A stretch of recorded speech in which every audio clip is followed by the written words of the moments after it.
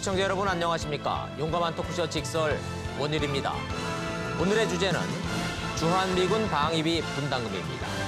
미국은 최소 10억 달러, 우리 돈 1조 1천억 원 넘게 내란 거고 우리 정부는 1조 원을 마지노선으로 버티고 있습니다. 돈 때문에 한미동맹 흔들리지 않는다. 이 기조가 지금까지 한미 관계의 근간이었기에 항상 이러다가 타결됐는데 이번엔 상황이 녹록지가 않습니다. 우선 미국 트럼프 대통령이 조금도 양보할 생각이 없어 보이고 북한 비핵화 협상과 맞물려 있기 때문입니다. 비핵화 합의의 카드로 주한미군 감축 시나리오가 미국 안팎에서 심심찮게 나오고 있습니다. 한국은 어떤 실리 외교를 펼쳐야 할까요? 정말 주한미군 건드는 상황까지 미국의 협상 압박에 괜히 호들갑 떠는 건 아닌 건지 팩트 정확히 정리하고 한미 간의 복잡한 계산법 분석해 보겠습니다.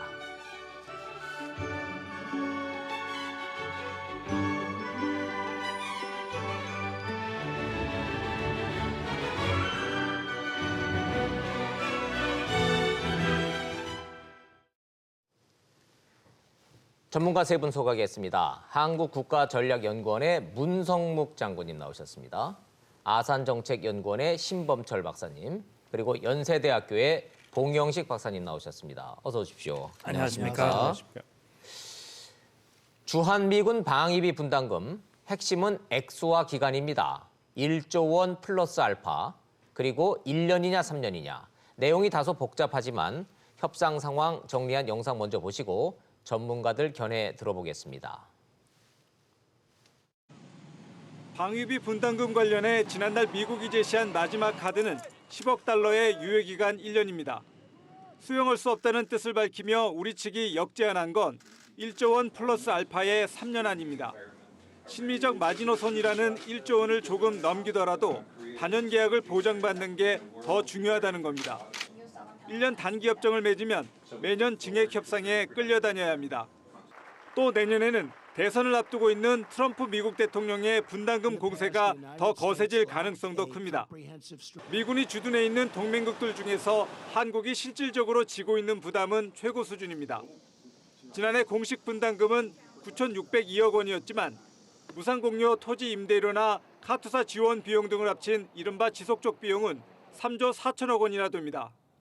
또 평택기지 이전에만 2조 원이 들어갔습니다. 6만 2천 명의 미군이 주둔한 일본과 비교해도 미군 한 명당 분담금 규모나 지속적 비용 모두 한국이 월등히 높습니다. 그럼에도 미국 우선주의를 내세운 트럼프 대통령의 예측 불가능한 성향상 주한미군 감축까지 거론할 수 있다는 점에서 우리 측의 고민이 적지 않습니다. 이런 가운데 주한미군은 내일 협상 결렬에 대비한 회의를 갖고 한국 근로자 파견업체 등의 다음 달 무급 휴가에 이어 4월 15일부터는 전시에 준하는 비상처우를 통보할 것으로 알려졌습니다.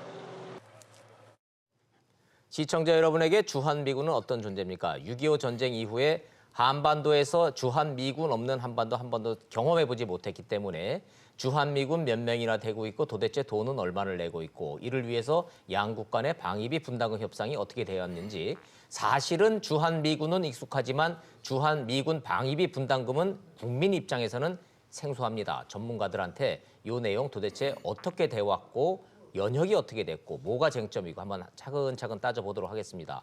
신범철 박사님한테 좀 여쭤보는데 먼저 좀 개요 설명 좀 해주시죠. 주한미군 몇 명이나 있고 뭐 돈이 얼마나 들어가고 그동안의 협상은 어떻게 돼 있고 알듯하면서도 잘 모릅니다. 예, 뭐 쉽게 설명드리겠습니다. 기본적으로 한미동맹이 맺어지고 한국전쟁이 끝나면서 한미동맹이 맺었는데 그 당시에는 방위비 분담금을 현금으로 제공하는 건 없었습니다. 낼 돈도 없었잖아요. 상호 방위조약에 의해서 그러니까 미군 기지를 공유만 하면 되는 거였죠. 그러다가 이제 탈냉전이 되면서 한국은 경제 성장을 하고 미국의 입장에서는 그러니까 냉전 이념적 대결이 이렇게 조금 약화되니까 한국의 기여란 걸 강조했고 그래서 91년부터 현금으로 기지 공여 말고도 특별 협정을 체결해서 미 측에 제공을 해왔던 거죠. 그래서 그것이 91년부터 시작돼 왔는데 91년부터 돈을 내기 시작했군요. 가장 최근에는 이제 2013년부터 협상이 돼서 14년부터 18년까지 적용되는 합의를 14년 초에 했습니다.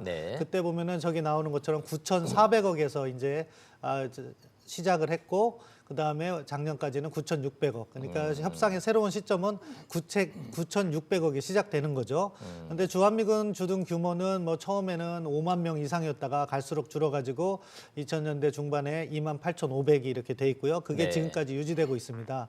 그러니까 현재 기준 시점은 주한미군 규모는 28,500. 28,500명. 그렇죠. 그리고 거기에 대한 우리가 특별 협정 그 방위비 분담금을 내는 것은 9,600억. 이게 이제 협상 기준이 되는 건데 지금 이제 미국의 입장에서는 특히 트럼프 대통령이 이렇게 대선 과정에서부터 방위비 분담을 강조했고 특히 네. 한국과 일본과 같이 잘 사는 나라들이 더 내야 된다. 이 점을 부자 나라는 강조했습니다. 더 내라. 이 예, 대선 공약이었죠? 예, 그렇습니다. 예. 그러다 보니까 또 하필 이 부분은 좀 우리가 운이 없었어요. 트럼프 대통령이 본격적인 방위비 분담을 그 협상하라는 첫 대상이 한국이 되는 거죠. 맞아요. 일본과 같은 경우에는 트럼프 행정부 바로 직전 2016년에 타결이 돼서 2021년에 새로운 협상이 또 재개되는데 계약 기간이 남아 있군요. 예, 그렇죠. 그러니까 한국에 대해서 압박을 많이 해서 증액을 해놓으면 이것을 갖다가 일본이라든가 또 나토와 같은 다른 예, 나라들과 적용을 하니까 한국에 대한 압박이 정말 전례 없이 강하게 지금 전개되고 있다 그렇게 평가합니다.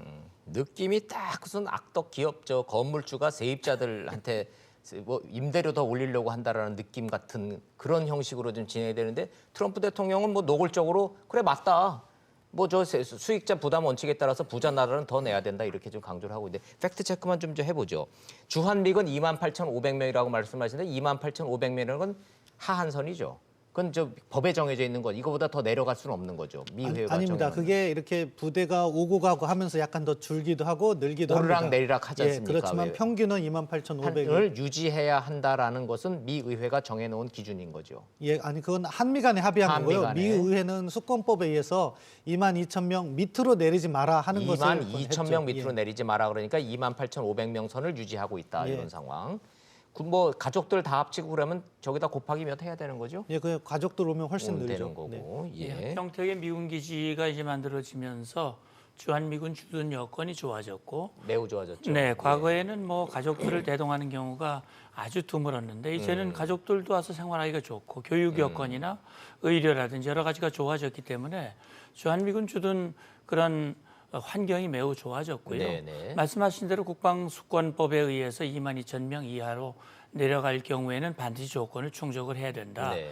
의회의 승인을 받고 뭐 이런 이제 절차들을 정해놓고 있습니다만 지금 말씀하신 대로 트럼프 대통령의 강력한 의지가 네. 지금 보면 뭐 국무부 이 실제 협상을 대표하는 대표자들이 뭔가 재량을 가져하기가 어려운 네. 그런 상황이라고 봐야 되겠죠. 예. 제가 좀 저 착각해서 그 질문을 좀 정정하고 가도록 하겠습니다. 트럼프 대통령이 대선 과정에서 나는 주한미군 철수를 원한다. 그러나 지금은 아니다라고 대선 공약으로 내세우면서 압박을 할 때 그때 주한미군 숫자라는 거는 미국 법에 의해서 정해진 거지 그렇게 맘대로 그냥 내리고 뺀다 그래서 빼는 게 아니다라는 얘기가 좀 있었고 그 기준은 22,000명이 법에 정해져 있고 현재는 28,500명 선을 유지하고 있는 상황이다. 이렇게 정정을 좀 하고 가도록 하겠습니다. 근데 저희가 좀 조심을 해야 될 것은 네. 지금 말씀하신 거는 분명히 맞습니다. 미국의 이제 국방 예산은 하원에서 결정하기 때문에 예. 지난번에 하원에서 국방수권법을 이야기하면서 2019년 9월 30일까지 주한미군 병력은 22,000명을 최소한 유지해야 된다. 그 아래로 내려가서는 안 된다. 하한선을 정해놓은 그렇죠. 하한선을 거죠. 정해줬는데 그게 기간이 정해져 있습니다. 2019년 9월 30일까지이기 때문에 올해네요. 그 이후에 어떻게 될지는 아직 모르는 것입니다. 그리고 그것도 변동이 가능합니다. 이제 문 센터장님께서 잘 지적해 주셨는데 거기에 조건이 달려 있는 건 뭐냐면 동맹국의 안전 그리고 미국의 안전을 크게 훼손하지 않는 한도 내에서는 변경이 가능하다. 그리고 국방장관이 의회의 국방위원회의 승인을 받는다면 변경이 가능하다. 이런 조건도 있습니다. 네. 그래서 22,000명 아래로는 주한미군이 절대 줄어들지 않는다. 트럼프 대통령이 어떻게 해서든지 어떤 행동을 하더라도 그 밑으로 내려가지 않는다. 이렇게 보시면 안 되고 9월 30일까지는 22,000명 최소한 유지가 기본 미국 정부의 방침이다. 이렇게 돼 있는 것이지 그 다음에 어떻게 될지 모릅니다. 그래서 정부 예. 입장에서도 만약에 미국이 원하는 대로 1년 단위로 계속 방위비 분담 협정을 한다면 예. 미국 국내 정치랑 이게 맥이 맞물린다면 이 변동을 어떻게 예측할 수가 없는 것이죠. 알겠습니다. 그 결국은 큰 두 축이네요. 주한미군 방위비 분담금 돈 문제하고 주한미군 자체에 대한 이 병력의 감축 여부, 이 큰 두 축이니까 두 개를 좀 나눠서 감축 얘기는 잠시 뒤로 빼고 오늘의 주제는 방위비 분담금이니까 미국은 무조건 최소한 1 빌리언 10억 달러 우리 돈 1조 1천억 이상 내라라는 거고 우리는 1조 이상은 못하겠다는 거고 분담금부터 시작하도록 하겠습니다. 본론으로 바로 들어가죠. 자, 신 박사님. 예. 우리가 9999원, 9,999억 원, 심리적 마지노선이 1조 원이다. 이 1조 원의 기준은 뭡니까? 이 마지노선이라는 그 기준. 단위가 아마 달라서 느낌이 다를 그냥 거고 느낌상? 결국 저 방위비 분담금이라는 것은 국민의 세금으로 이렇게 미국을 지원하는 예. 거고 그러다 보니까 가능하면 적게 주고 그런 것이 협상을 잘했다는 평가를 받아왔던 것이 과거의 관행이었습니다. 네. 그러니까 문재인 정부 들어서 이 1조 원을 넘기면은 마치 뭔가 협상을 잘못한 것 같은 하는 것 이미지를 줄 수 같다. 있으니까 그 안으로 이렇게 억제를 하려고 해서 많은 노력을 했던 것 같아요. 뭐 우리 예산을 아끼려는 노력이 있기 때문에 그 부분은 평가하는데요. 네. 반대로 미국도 역시 기준이 중요한 거죠. 네, 과거에는 밀리언 단위였다면은 예. 이제 이번에 트럼프 대통령은 오히려 더 정치적 상징을 강조하는 대통령이기 때문에 예. 10억 달러, 빌리언 이 단위가 빌리언. 틀려지거든요. 그러니까 내가 빌리언으로 이걸 만들어냈다 이런 것을 홍보하고 싶은 거죠. 네네. 그러다 보니까 그 출발점에서 양측의 시각차가 컸던 거고 그러다 보니까 10차 협상을 했음에도 불구하고 결렬됐죠. 상당히 간극이 좁혀지다가 다시 오히려 벌어지는 그런 상황을 맞게 된 것 같습니다. 이 대목에서 협상을 할 때 그 단위는 물론 미 달러겠죠? 그렇습니다. 미 달러로 이게 10억 달러, 1 빌리언 네. 달러가 되면 환율 계산해서 우리는 환율에 따라서 좀 원화 왔다 갔다 가치는 왔다 갔다 할 거고 그렇다면 우리는 우리 돈 1조 미만으로 해야 되겠다라는 우리의 심리적 마지노선으로 보면 1 빌리언 달러, 10억 달러는 안 되는 액수가 될 수밖에 없겠군요. 그렇죠. 트럼프는 무조건 빌리언 단위로 올리라는 얘기고, 아하 거기서 그러면 이 격차는 얼마나 됩니까? 지금 현재 결렬되고 있는 맞서고 있는 격차는. 뭐 약간 보도에 따라서 차이는 있지만 미국은 뭐 최소한 빌리언이면 1조 2천억 이상을 받으려고 하는 거고요. 1조 2천억 이상. 말씀하신 대로 뭐 9,999억이면 2천억 정도의 차이가 있는 거죠. 2천억 정도의 현재 차이다. 시점에서. 그런데 미국도 처음엔 그거보다 훨씬 많이 요구했다고 하더라고요. 예. 그래서 뭐 시작은 뭐 1조 7천억 얘기도 있고. 8조 우리 돈으로 18 1조 8천억이겠죠. 1조 8천억. 예, 그렇게 1조 8천억부터 시작을 이야기했다가 했다가 이제 줄여왔다가 쭉 내려왔네요. 예, 그렇습니다. 예. 지금 잘 설명되고 있는데요. 달러입니다. 18억, 그러면서 14억, 12억. 아하. 10억 달러가 아마 최후 통첩 수준으로 우리가 받은 게 되고 그럼에도 불구하고 우리는 이제 받을 수 없기 때문에 새로운 협상을 하자 그런 상황에 직면해 있는 것 같습니다. 뭐 이게 뭐 임금 협상하는 것도 아니고 그렇게 좀 그렇긴 합니다만 현실은 현실이니까 직설적으로 좀 여쭤보면 미국이 18억에서 시작해서 10억 달러까지 좀 내려왔으면 더 내려갈 가능성이 있습니까 없습니까? 뭐 현실적으로 더 내려가긴 쉽지 않습니다. 왜냐하면 쉽지 트럼프 않다. 대통령이라는 사람이 예. 이러한 상징을 엄청나게 강조하고 있지 예. 않습니까? 빌리언을 못 이렇게 만든다면 아마 협상진을 해고하거나 또는 주한미군을 조정한다고 하는 암시를 하면서 한국을 압박할 것 같습니다. 아 그렇군요. 반대로 문 장군님, 네. 우리 정부가 그럼 더 내는 쪽으로 마지노선을 올릴 가능성은 있습니까 없습니까? 예, 그러니까 지금 뭐 양쪽이 어떻게 보면 이 심리적 마지노선이라고 하는 것이 이제 달러로 기준하면 빌리언이냐 아니냐 하는 예. 부분이고 우리는 이제 이 9,990억 원대냐 예. 조 원대냐 이런 걸 이제 한데 아마 그것은 트럼프 대통령은 본인의 가지고 있는 기본 인식인 것 같아요. 네네. 말하자면 이제 미국이 일방적으로 모든 걸 부담할 수는 없다. 잘 사는 나라는 예. 스스로 이 방위에 대한 분담을 좀 많이 해야 되고 네. 특히 이제 뭐 후보 시절부터 한국에 대해서 무임승차니 뭐니 이런 얘기를 했었고요. 예. 그래서 지금 현재 우리가 9,600억인데 이게 주한미군 주둔으로 인한 그 비용의 7, 8% 네. 한 반 정도를 우리가 부담을 하고 있는데 네. 이걸 아예 다 부담을 해라. 그렇게 얘기하면 9,600억의 2배면은 1조 8천억이 되는 거거든요. 그러네요. 그러니까 그래, 계산이 1조 8천억이 그래서 나왔군요. 네, 그러니까 이제 현재 내는 거에서 2배. 네, 그냥 다 부담을 해라라고 하는 것이 이제 예. 트럼프의 요구였는데 협상이라는 거는 서로 이제 주고받고 있는 것이고 서로 많이 합리적 내려왔군요. 수준에서 합의가 돼야 되니까 예. 거기에서부터 이제 반으로 떨어졌다 좀 더 떨어졌다가 지금 이제 지금 나온 이 액수 10억 예. 달러 우리 돈으로는 한 1억 한 2천 저 1조 한 2천억 정도까지 이제 떨어진 셈인데 그것과 함께 우리 주목해야 되는 거는 역시 기간입니다. 기간. 그러니까 예, 지금 맞아요. 현재 계약 기간이. 10차 협정의 기간은 5년으로 돼 있는데 지금 이제 다시 미측이 제시한 것은 좋다. 그럼 금액은 내려줄 테니까 10억 달러로 내려줄 테니까 기간은 1년 단위로 하자라고 1년 단위로. 얘기를 했기 때문에 말씀하신 대로 질문 주신 것은 그러면 우리가 좀 더 내는 방안. 아까 화면에도 잠깐 나왔습니다. 빨간 이렇게 표시되어 있는 보면 좋다. 그럼 우리가 심리적 마지노선은 좀 넘는 건 1조 우리가 원 이상 낼 테니. 감내를 하겠지만 기간을 1년으로 한 건 안 된다. 최소한 3년 정도로 하자. 그러면 미국이 제시한 최후 통첩성 그 금액에서 금액 부분은 우리가 조금 수용을 하고 기간 부분은 미측이 수용하고 이런 절충안이 지금 나오고 있는 것 같습니다. 미국의 입장을 좀 정리해서 시청자 여러분한테 좀 정리를 해드리면 그러면 이해가 됩니다. 자, 10억 달러로 내려줄 테니 기간을 그 대신 1년으로 낮춰서 임대차 계약을 1년 단위로 해서 매년 하자. 그러면서 계속 5%씩 조금씩 올려나가자라는 목적인 것 같고 우리는 그러면 그거는 싫다. 조금 더 액수를 올려줄 테니 3년 임대차 계약으로 좀 늘리자. 요렇게 맞서고 있다는 얘기죠? 현재 나와 있는 건 이제 그런 국면입니다. 알겠습니다. 그런 상황입니다. 참 믿기지 않을 정도로 유치하기는 한데 1 빌리온이라는 이 상징성은 깨지 말아라고 트럼프 대통령이 명확하게 지침을 줬다라고 지금 협상단이 얘기를 하는 걸로 봐서는 대단히 유치하지만 이거는 현실입니다. 봉 박사님, 미군이 우리나라에만 와 있는 거 아니지 않습니까? 그렇습니다. 일본도 있고 독일에도 나가 있고 중동에도 나가 있고. 근데 이 분담금 협상 가지고 우리처럼 이렇게 다 시끄럽습니까 매년?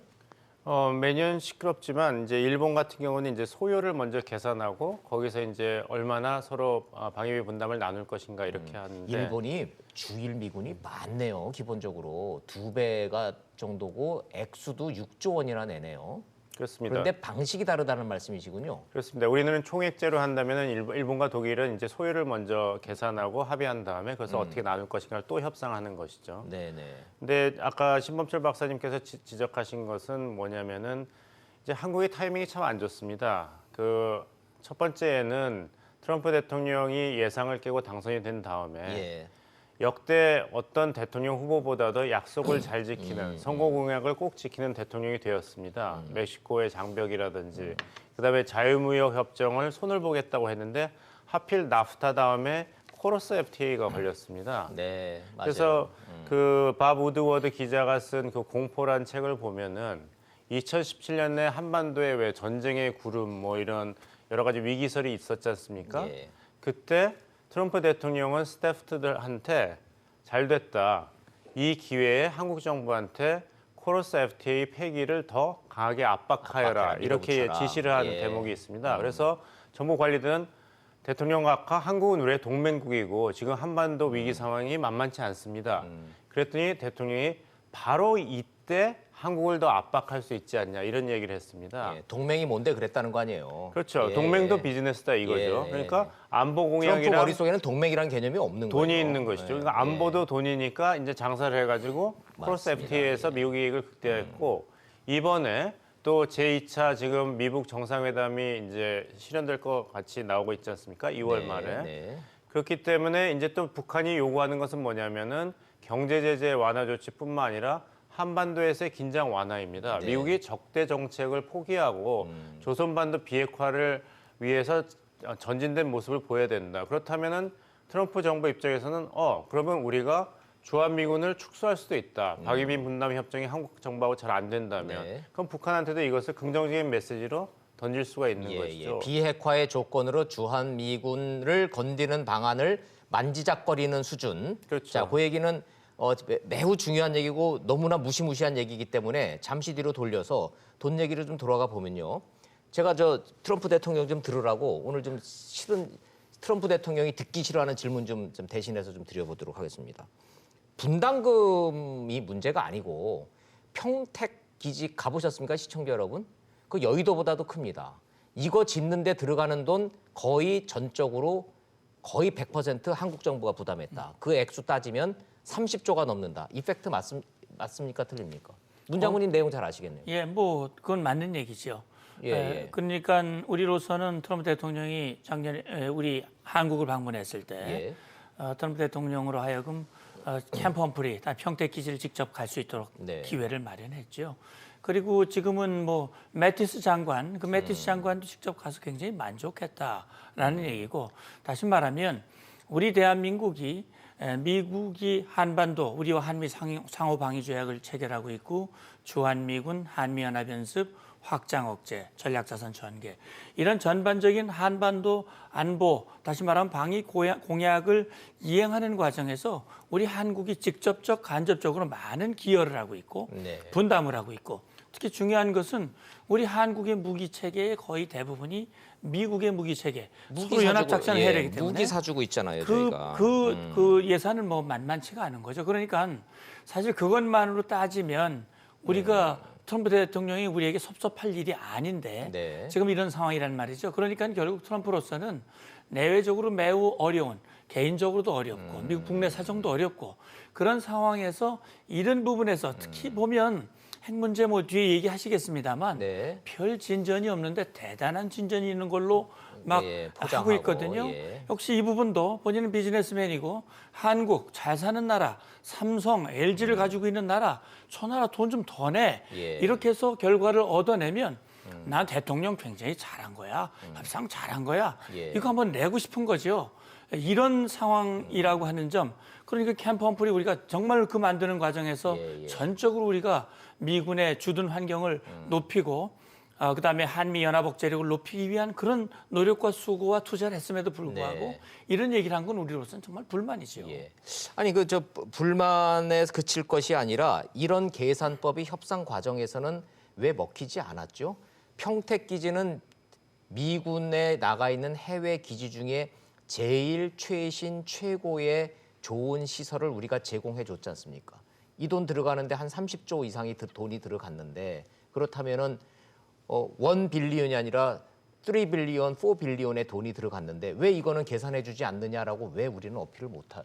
이 부분이 왜 안 맥힙니까? 이게 이미 합의가 2000년대에 돼 있는 거예요. 그러니까 이미. 그때는 부시 대통령 시기, 예. 아들 부시 대통령 시기가 노무현 정부 때 예. LPP와 YRP 사업에 합의를 해서 그때 비율을 정했습니다. 협상 시작은 노태우 대통령 정권 때 시작을 해서 노무현 정권 때 합의가 돼서 도장을 한미간에 찍었기 때문에 그래서 서로가 옮겨달라고 한쪽, 필요한 쪽이 부담하는 방식에 합의됐고 그런 원칙에 합의하다 보니까 우리가 이제 캠프 험프리 비용을 많이 이렇게 되게 됐는데 그것은 이제 과거의 일이고 트럼프의 입장에서는 자기는 상관이 없는 일이라고 생각하겠죠. 그렇지만 사실 트럼프 대통령 이 협상 전체를 놓고 보면 트럼프 대통령의 잘못된 접근이 있습니다. 일단 동맹의 가치를 중요시 여기지 않고 예, 맞습니다. 미국의 예, 이익도 예. 분명 없이 주한미군에 이렇게 담겨져 있어갖고 미국의 이익을 실현하는 부분이 있는데 그것보다는 이제 한국이 북한에 대한 그 위협에서 주한미군을 필요로 하는 것만 강조하면서 많은 비용을 물리려고 하는 잘못된 접근을 하고 있어요. 예. 근데 이제 우리도 이 어려운 상황에서 어떻게 풀 건지 고민을 해봐야 되는데 저는 조금 더 거시적인 부분에서 이 관점을 봐야 된다고 생각합니다. 더 크게 봐야 이 된다. 방위비 분담 협상 하나만 놓고 보면은요, 이건 한미 간의 불균형적인 동맹 관계에서 나오는 한국의 일방적인 착취 이렇게라도 설명이 되는데 사실은 우리의 과거 이 동맹 유지를 어떻게 했냐를 보면은요, 주한미군 그리고 한미 동맹을 통해서 안정적 평화와 경제적 여건을 구축한 겁니다. 그걸 통해서 우리는 안보 문제에 관심을 덜 쏟았고 그만큼 경제 문제에 관심을 모았던 거죠. 그래서 우리는 경제 성장을 했고 미국에 대해서 연간 한 작년 빼고 그 전까지는 평균 200억 불이니까 20조 이상의 흑자를 거뒀어요. 네. 20조 이상의 흑자를 거두면서 연간 1조 정도의 비용을 부담을 했던 거죠. 그런데 이제 지금 트럼프는 묘해요. 뭐냐면 동맹국에 대해서 통상 압박을 가하고 이러한 방위비 분담을 가하는 거죠. 네. 근데 이 통상 압박이라는 것을 잘 풀면은 사실은 1조 정도는 돈이 아니라고 하면 안 되지만 네. 아무튼 훨씬 더 큰 의미가 있는 거예요. 예, 통상 예, 쪽에서. 예. 그래서 제가 푸는 문제는 이걸 거시적으로 보자. 그래서 방위비 분담에서는 뭐 어쩔 수 없이 트럼프의 기준이 너무나도 명확하니까 일부는 수용하되 네. 대신에 통상에서 양보를 받아서 옵셋으로 한다면은 우리가 큰 규모, 제가 아까 예. 말씀드린 한미 간의 경제 협력의 흑자 구조와 그리고 이런 방위비 분담이라는 구조를 갖다가 잘 이렇게 선순환 구조로 연결시킨다면은 이번에 2천억이면은 내년에 통상 희망으로 3천억을 더 볼 수 있는 그런 접근이 예. 필요하다. 그렇지 않으면요, 이거는 우리가 손해 본다는 아주 나쁜 기분에서 협상을 해야 되는 거고 어떠한 결과가 나오든 불만족스러울 수밖에 없다. 예, 그러니까 예. 보다 예. 거시적인 접근을 해야 된다고 생각합니다. 신 박사님 설명을 좀 들어보니까 좀 흥분을 가라앉히고 좀 냉철하게 이 상황을 좀 봐야 되는 생각이 들기는 하는데 여전히 김종대 의원 말처럼 30억짜리 타워팰리스 사서 좀 입주시켜 놨더니 돈 100만 원 그 관리비까지 내라고 지금 그러니까 이게 돈의 문제가 아니라 이게 속된 표현으로 빈정상한다는 표현이 있지 않습니까? 네. 국가와 국가 사이에도 지켜야 될 예의가 있는 거고 동맹, 친구 이런 어떤 가치관이라는 게 있는 건데 트럼프가 너무 그런 걸 무시하고 들어오니까 그럼에도 불구하고 참아야 됩니까? 예, 그래서 이제 냉정하게. 사실은요, 네, 지금은 좀 냉정함이 필요할 것 같습니다. 전 신 박사님의 그 큰 틀에서 보자는 그 제안에 저도 전적으로 공감을 합니다. 예, 감정적으로는 아니지 않느냐 하는 생각도 들기도 하지만 네. 사실은 한미동맹의 배경, 출발을 생각하면 한미동맹 우리가 간절히 원해서 시작한 겁니다. 다시 말하면 6.25 정전협정을 체결하면서 미국은 떠나고자 했죠. 한국과 동맹의 생각은 없었죠. 그런 상황에서 이승만 대통령이 미국을 붙잡았고 네. 한미동맹이 만들어졌고 말씀하신 대로 한미동맹이 결국 전후 복구, 북한, 김일성 그 일당의 제2차 재침을 막는 억제력, 그걸로 인해서 우리 경제 발전, 네, 네. 이런 것들 그동안에 우리가 얻은 것을 비교하면 사실 지금의 액수는 그렇게 크지 않다고 볼 수도 있습니다. 그리고 사실 방위비 분담금에 대한 이해가 좀 필요할 것 같은데요. 네. 이 분담금이라는 게 우리는 잘 모르는 사람들은 미국에 그냥 주는 돈으로 생각을 하는데 네. 그건 아니거든요. 내용을 보면 주한미군이 외국, 특히 대한민국에 주둔함으로 발생하는 부대 비용들, 네, 인건비. 그러니까 예. 인건비, 건설비, 군수지원비. 그런데 이 대부분이 우리 한국인 인건비, 예. 군속 인건비, 우리 국내에서 건설되는 그런 소요 비용들. 그러니까 그 비용들이 사실은 거의 한국 내에서 이 소비가 되기 때문에 우리 경제에 도움이 된다라고 하는 것이 지금 국방부의 설명입니다. 아하, 그래서 예. 지금 주한미군이 가지고 있는 예. 자산의 대략적인 가치가 물론 정확하지는 않습니다만 거의 20조에 육박한 걸로 알고 있고요. 20조라고 지금 국방부는 추정을 예, 그렇게 하고 추정을 있죠. 하고 있고 그다음에 유사시 전개되는 미군의 전략 자산들 예. 그런 모든 우리 안보를 위해서 필요한 그런 안보력을 우리 돈을 투자해서 쓰려면 그건 우리가 감당하기가 어렵다.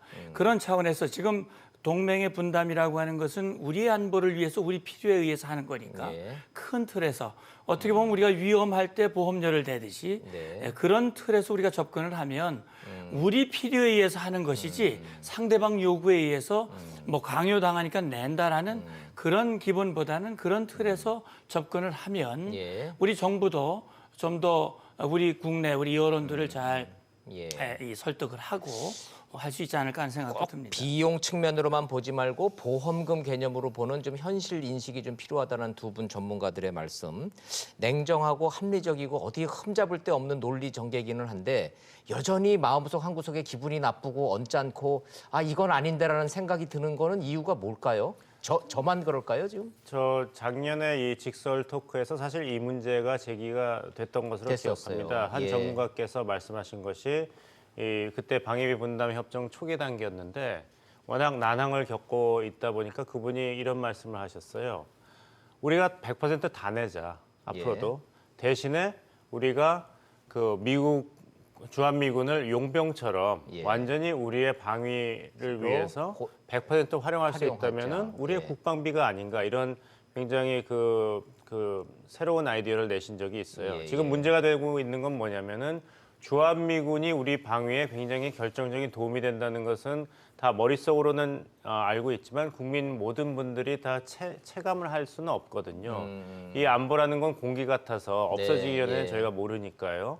그리고 이제 방위 위기가 어떻게 쓰였는가에 대해서 미국이 전적으로 공개를 하고 있지 않기 때문에 항상 정치적으로 논란이 되고 있지 않습니까? 네. 뭐 다 쓰지 않고 남았는데 어떻게 전용됐는가가 또 문제로 나오고요. 네. 그러니까 두 가지 문제가 지금 같이 연결이 돼 있습니다. 하나는 방위비가 어떻게 사용되는가 미국 측에 의해서 거기에 대한 투명성이 없다. 예. 우리의 세금으로 내고 있는데 그 문제가 있고 두 번째는 주한미군에 대해서 우리가 국방 그리고 국가안보 차원에서의 어떤 그 컨트롤이 없다. 그렇기 때문에 우리가 자주 국방을 해야 되고 전시작전 통제권을 빨리 우리가 확보하지 않으면 계속 우리는 주한미군한테 끌려갈 수밖에 없다. 이런 그 심정이 엮여 있기 때문에 이게 1조다, 9,900억이다 이 문제보다도 많은 돈을 내되 우리의 자주 국방이라든지 주권국가로서의 그런 권리 행사가 왜 되지 않고 있는가 이런 국민 그 사회에서 이제 불만이 있는 것이죠. 맞습니다. 예. 그 보충 설명을 좀 시청자 여러분들 좀 드리면은 우리보다 훨씬 많은 미군이 나가 있는 독일과 일본은 이게 소요 액수라고 해서 이 뭐 인건비가 얼마가 필요하고 건설 활주로 짓는데 얼마나 필요하고 이런 식으로 소요를 먼저 계산을 해서 얼마가 필요하다 하니까 이견이 별로가 없습니다. 그리고 사용처도 투명합니다. 문제는 한국은 1조 9천억 이렇게 총액을 정해놓고서는 딱 가니까 지금 쓰지 않고 남아있는 불용 예산이 1조라는 말이 나올 정도로 어디다 어떻게 가는지 알 길이 없다. 우리는 돈만 내고 어디에 쓰이는지 확인 안 된다. 지금 이 말씀 좀 하고 있는 겁니다. 그래서 이 분담금 이 결정 방식에도 좀 문제가 있다는 얘기가 나오곤 있는데 어찌됐든 문 장군님 현실적으로 우리가 저렇게 총액제로 한 이유는 그래도 한국이 그동안에 총액제로 하는 게 이득을 봤기 때문에 저렇게 한 거죠. 아마 그럴 것 같습니다. 얼마 필요한데 계산서 내역서 내놔봐 이렇게 됐으면 이게 1조 갖고 감당이 안 되는 액수가 나오니까 그런 거 아니겠습니까? 예, 그렇기도 하고 상황이 이제 급변하게 되면 그 소요가 굉장히 늘어나게 되고 한반도는 전쟁 위험이 있으니까. 이제 뭐 일본이라든지 특히 독일 같은 경우는 뭐 상당히 상황이 안정돼 있고 그러니까 뭐 소요라고 하는 게 그렇게 뭐 굉장히 진폭이 많지 않을 거란 말이죠. 그러나 우리는 북한이라고 하는 독특한 상대를 가지고 있고 그동안 우리가 뭐 작년 한 해만 북한이 도발이 뭐 좀 뜸했지 네. 그 전에 뭐 얼마나 많은 도발을 그렇죠. 했습니까? 예. 그러니까 안보 상황이 굉장히 들쭉날쭉하고 그런 상황에서 아마 우리로서도 91년부터 거의 20년 가까이 지금 20년이 뭡니까? 이 기간 동안 이런 협상을 해오면서 네, 이런 네. 방식을 유지한 것은 물론 뭐 미국의 요구도 있고 우리의 요구도 서로 합의가 안 됐기 때문에 그랬겠습니다만 차제에 지금 복 박사님 말씀대로 이제 우리도 결국 일본 같은 경우 미군이 요구하면 소요를 판단을 해서 그 돈을 집행하고 하는 건 일본이 주도권을 가지고 하기 때문에 네. 사실 그 훨씬 더 우위 위치에서 이제 유지를 할 수 있단 말이죠. 이런 네. 것이. 그렇기 때문에 우리가 이렇게 매번 5년만 한 번씩 이것 때문에 진통을 겪고 얼굴을 붉히고 동맹으로서는 사실 이 바람직하지 않은 거거든요. 예. 이걸 또 1년제로 하면 매년 또 얼굴을 붉혀야 되는데 이건 아니다 이거죠. 아니라는 얘기죠. 그런 차원에서 봤을 때 차제에 그렇다면 금액은 우리가 서로 트럼프라고 하는 독특한 인물 또 우리 북한 핵 문제를 해결해야 하는 이런 어려운 상황 속에 있으니 우리로서는 그런 부분은 좀 우리가 융통성을 가지되 이 차제에 기간이라든지 또는 방식이라든지 투명성 확보라든지 이런 것들을 전반적으로 손질을 할 수 있는 그런 계기가 되면 어떨까라는 그런 생각도 해봅니다. 직설적으로 말씀드리면은 1조 플러스 알파로 돈 더 주자. 대신 1년으로 제한한 거를 역제한해서 3년 정도 관철해내면 잘한 일이다 이렇게 보시는군요. 현재로서는 뭐 그걸 최선이라고 말할 수는 없으나 일단 빠른 시일 내에 협상을 해야 동맹의 금도 가지 않고 더 이상 문제를 시키지 않는 그런 차선의 선택이라고 볼 수 있는 거죠. 한국의 원안은 3년이 아니라 5년이었죠. 그렇습니다. 미국이 5년은 안 받아들이는 거죠. 일본은 지금 5년으로 돼 있습니까? 계약 기간이? 그렇게 돼 있는 5년 거죠. 돼 있습니다. 일본은 2016년에 그럼 우리도 돼 있고 5년으로 해주는 게 형평에 맞는 거 아닐까요? 뭐 저희는 협상 나름에 충분히 그렇게 갈 수 있다고 생각하고요. 예. 근데 지금 미국 같은 경우에는 재협상을 해서 트럼프 임기 내에 한 번 더 협상을 하고 한번더 올리려고 올려내려고. 하는 거죠. 가능하면 다양한 협상을 통해서 예. 아까 초반에 나왔습니다. 이게 한국의 이 방위비 분담 협상이 타이밍이 참 안 좋습니다. 예. 1번 타자가 됐기 때문에 맞아요. 예. 트럼프 입장에서는 여기서 얼마나 양보하느냐에 따라서 독일, 일본에 대해서 협상력이 어떻게 되느냐 변동이 있을 수 있거든요. 그러니까 한국에 대해서는 유난히 가장 강경한 입장을 처음부터 고수하는 것이죠. 아까 그 그림 한 번만 더 보여주면 제가 부연 네네, 설명을 좀 설명드릴 게 드리겠습니다. 그 일본과 같은 경우에는 일본과 사실- 한국과 예, 독일을 비교했던 그 말씀하시는 그렇죠. 거죠? 예, 그걸 좀 다시 한번 그 좀 그림 보여드리도록 차이가 하겠습니다. 좀 있는 거죠. 저기서 아주 설명을 잘했더라고요. 외부 위협이 상당히 차이가 나는 거죠. 아, 그래서 저게 독일과 맞아요. 같은 경우는 유럽 나토 예, 국가들은요. 독일은 뭐 유럽에서 전쟁 날 가능성이 현저히 낮으니까. 국방비를 안 써요. 그래서 이 독일과 나토 동맹국, 독일을 포함한 나토 맞아요. 동맹국에 대한 예. 것은 사실 방위비 분담에 너희들 국방비를 올려라는 게 함께 포함되어 있는 거예요. 그렇죠. 그래서 GDP의 예. 1%를 해라. 저 9천억은 그 대신 나토에 대한 기여분하고 독일에 주둔한 미군에 대한 추가적인 예. 비용을 하기 때문에 상대적으로 엄청 낮은 거죠. 우리로 보면 우리보다 훨씬 숫자도 맞아요. 많은데 액수가 적은 적어요. 거예요. 일본과 같은 경우에는요. 항목별로 하지만 상당히 높은 편이에요. 그러니까 미국은 일본에 대해서 소요의 한 70%를 부담하고 있다 그러는 거죠. 70%. 한국 같은 경우에는 50%가 살짝 안 된다고 예. 하는 거죠. 이런 부분인데요. 제가 드리고 싶은 말씀은 뭐였냐면은 이게 지금 바뀌고 있는 국제 정세를 잘 반영하고 있다고 생각해요. 왜냐하면은 사실 60년대, 70년대까지만 해도 미국이 세계의 최고 부유한 나라로서 그렇죠. 동맹국에 대한 예. 완전한 안전 보장을 하고 있었어요. 예. 그렇지만 지금은 미국이 그럴 여력이 없다는 여력이 거죠. 없으니까. 이게 첫 번째고요. 예. 우리가 근데 그 반대도 생각해야 된다고 생각해요. 뭐냐? 미국의 동맹국들은요. 과거에는 가난했는데 지금 다 잘 살게 됐다. 잘 살아요. 그러니까 우리가 아까 제가 큰 틀에서 이거를 봐야 된다는 것은 음. 그런 부분을 계속 활용하면서 우리가 장점을 수용하고 더 나은 단계로 나가야 되는 데에 대한 전략적 고민이 네. 필요하다. 그 점에서 있을 때 저는 우리 정부 지금 협상 잘했다고 평가하고요. 예. 다만 이러한 잘하는 협상인데 협상 기준은 뭐냐면은 동맹이 흔들리는 데까지 가서는 안 된다. 안 된다. 그 지점, 그 직전에 멈추는 것이 최고의 협상이다. 이 점을 말씀드리고 싶습니다. 좋습니다. 현실적인 질문 좀 드리죠. 자, 10차까지 결렬됐잖아요. 그 2월 달까지 결렬이 돼서 설 연휴 지나갈 가능성도 상정을 한다면 협상이 끝내 타결이 안 되면 어떤 일이 벌어집니까? 뭐 끝내 한 번도 타결이 그래 안 본 적은 되면은 없죠. 그렇죠. 문장훈이 그런 작년 경험 예산이 없죠. 그냥 예, 적용되는 그렇죠, 거예요. 그렇죠. 일단 작년 예산이 가집행됩니까? 그렇게 봐야죠. 일단 아니, 작년의 기준으로 예. 이제 일단 집행을 하고 아까 지금 보도에 나온 거는 뭐 4월 이후 되면 뭐 아주 이 긴급시 비상시 상황으로 이제 비상 돌아간다는 상황으로 간다. 얘기를 하고 있는데 예, 예, 그래서 일단 협상이 그렇게까지 지연되도록 놔둬서는 안 될 안 거라고 된다. 보고요. 예, 예. 지금 특히 이제 뭐 뒤에 말씀을 나눌 수 있겠습니다만 지금 북한 핵 문제 협상과 지금 맞물려 있기 때문에 북미 정상회담이 2월 말로 지금 상정이 돼 있기 때문에 예. 가급적이면 그 기간 이전에 예. 이제 접근이 되면 더 좋겠다.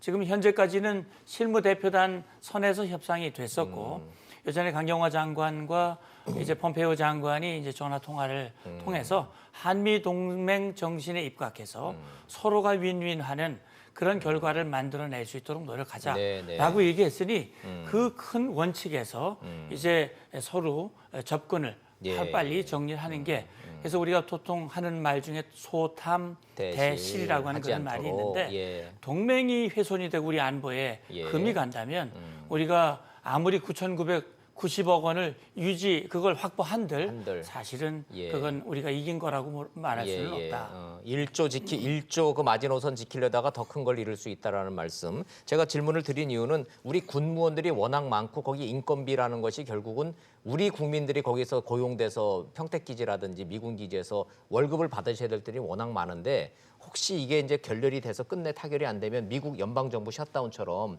월급 못 받고 고용 대란으로 혹시 이어질지 않을까 그래서 걱정이 목소리가 있길래 여쭤봤는데 그런 상황은 아니라는 저는 말씀이신가요? 문장훈님보다는 조금 더 그 트럼프 행정부가 그리고 우리 정부도 계속 강경 기조를 유지하지 않을까 걱정이 좀 앞섭니다. 아까 어떤 연방정부 이유로요? 셧다운 이야기를 하셨는데 이 트럼프 행정부가 하원하고 이렇게 그 예산 문제로 끝까지 버티는 걸 보면은 만만치가 않거든요. 그런 도박성의 카드를 한국에게도 적용할 가능성을 완전히 배제할 수는 없다고 봅니다. 다시 말씀드립니다만 이 트럼프 행정부라는 현상은 미국 그리고 한미 동맹 관계에서도 굉장히 없었던 전례 없는 케이스이기 때문에 저도 이렇게 말씀드리기가 굉장히 조심스럽습니다. 어느 쪽으로 공이 튈 줄 모르기 때문에. 근데 이제 국내 정치라든지 의회랑 각을 세우는 것을 보면은 정말 본인의 뜻을 관철하기 위해서는 모든 것을 다 동원할 수 있는 그런 여지가 있거든요. 그렇다면 협상이 결렬된다 하더라도 트럼프 대통령 입장에서는 이것을 꼭 손해라고 보지 않고 오히려 잘 됐다고 볼 수 있는 이유도 몇 가지 있다고 봅니다. 하나는 아까 말씀드린 대로 그러면은 주한미군을 줄여.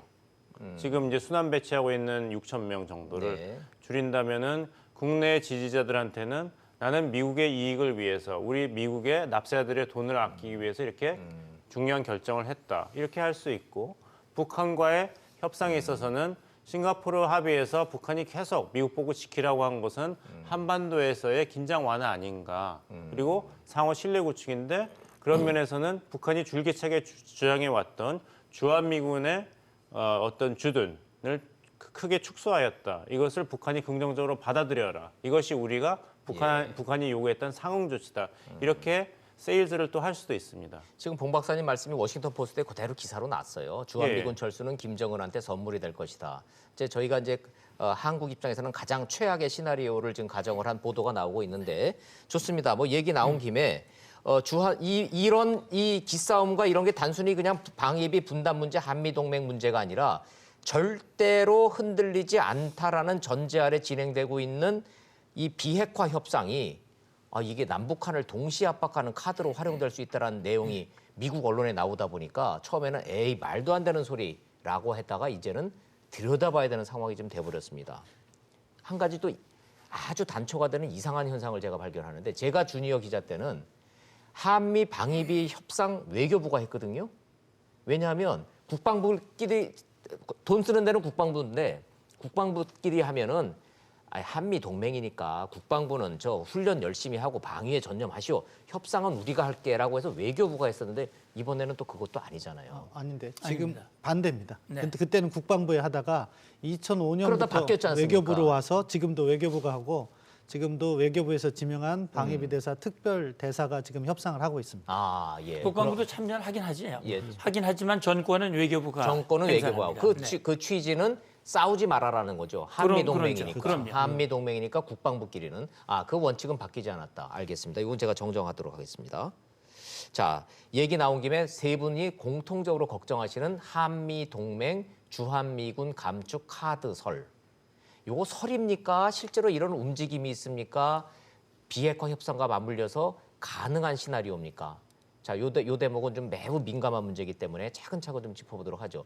심 박사님부터 좀 예. 시작을 할까요? 저는 가능성은 있고 설 수준이지만 실현 가능하진 않다. 실현 당장은. 가능하지 않다. 그렇게 낮게 보고 싶습니다. 더군다나 예. 주한미군 방위비 협상과는 직접 연관성 없다. 아니요, 오히려 방위비 분담 협상이 더 연관성이 연관성이 크다고 보고요. 왜냐하면 일단 주한미군을 만약에 아까 우리 봉 박사님께서 말씀하신 것처럼 뭐 로테이션 할 수 있는 4천에서 6천의 인력을 안 보낸다. 네. 그러면은 사실 22,000 위로 유지하면서 한국을 압박할 수 있는 거예요. 근데 트럼프의 계산식으로 볼 때 안 보낼 때 그 병력이 없어지는 거냐? 아니에요.